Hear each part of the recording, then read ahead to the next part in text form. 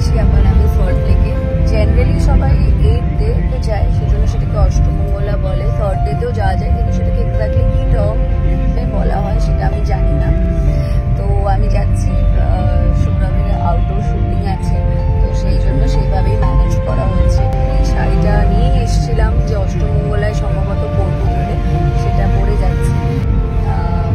একদমই কোনো মেকআপ করিনি, কিছু করার সময় পাইনি, জাস্ট ঘুম থেকে উঠেছি, উঠে লেট হয়ে গেছিলো, জাস্ট কফি খেয়েছি অ্যান্ড স্বর্ণচুরি শাড়ি। এটা আমার লজ্জাবস্ত্র ছিল, এটা সৌরভের দেওয়া, এই শাড়িটা পরে নিয়েছি আজকে। ইন্টারভেলের টাইম, এখন আমরা বেরিয়েছি, পপকর্ন খাবো। এখন অব্দি কেমন যাবে মুভিটা? যদি তুই ব্লগ করলে আমার ব্লগগুলো হবে না? পরের সিনেমাটা তাহলে আমি ব্লগ করবো। কেমন লাগছে? ভালো লাগছে, প্রচন্ড মারপিট করছে রণবীর কাপুর, হেভি লাগছে।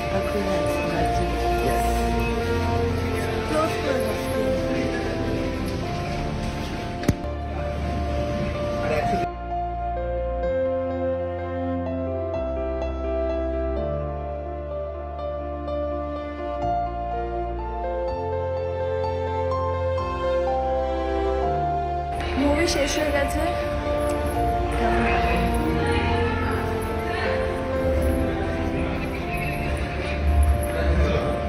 আমার অভিনয়ে রণবীর কাপুরকে অসাধারণ লেগেছে, পারফরমেন্স খুব ভালো।